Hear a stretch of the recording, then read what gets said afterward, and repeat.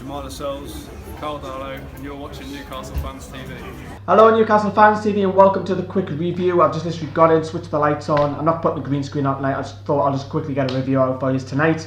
So we're 1-2-0, we're going to be talking about a few topics tonight. We're going to talk about the lineup, we're going to talk about the injuries, the performance and the atmosphere at St James's. So let's start with the lineup tonight. So we had Darlow in goal, then we had Sterry at right back, we had Ayoze Perez coming at left back, make his debut. Handy played alongside Lascelles, which is a little bit surprising. I hoping Clark would come in, but Rafa went for Lascelles. And then we had Colback and Shelby just in front. On the left, he went with Perez, a little bit surprising. On the right, Rolando Aarons. And then in the number 10, we had Diame, and then up front, we had Mitro. So that was the lineup. Now, we'll come on to the goals and that in a minute.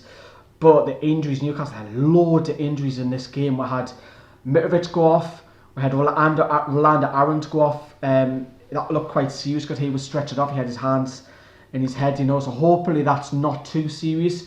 Obviously, I haven't checked any news or anything. But as far as I'm aware, coming back, someone told me, a couple of lads who spotted us told me that Aarons is a lot more serious than Gales and Mitrovic. Those two were precautions. Obviously, by the time this video goes out, I will have done research, but this is just raw. So, and then Gale obviously had a headband where we had Perez with it. It was all going on, so we had loads of injuries. But secondly, the performance and the goals. First half, we were shocking. We were awful. We had one or two chances. One of them was a Hanley header from a corner. That's it. And then when Perez scored, great finish, absolutely brilliant finish. Perez from the left side, rebounded to him, bent top corner, marvellous finish. But Newcastle were awful, awful. Yes, I know it's a second string. Well, most of them are second string, but performance-wise, it wasn't very good. Going into the second half then, moving into the second half, Newcastle picked up the pace, especially on the left flank. Ayoze Perez and Ayoze Perez, the Spanish connection on the left flank, was interacting really, really well. Shelby was starting to pick up the ball a lot more, spraying his passes as well. And obviously we had a change of tactics with the injuries because we had Gale come off, we had Mitrovic come off, we had Aarons come off. So eventually going into the second half, we had literally Vernon and Nita playing on the right hand side. We ended up with more Diame up front. We had Gouffran replacing Aarons. He played left wing and then he played behind the number 10. There was a lot of change going on. It was quite difficult to keep up, you know. But then the second goal come with Ayoze Perez as well, getting his second goal of the game. That'll give him the world a boost of confidence because he has started the season quite poor. Well, I wouldn't say poor, I would say quiet. So hopefully Rafa now, because if you score a goal, it gives you confidence. So hopefully Rafa starts them against Brighton. So I know it's brief.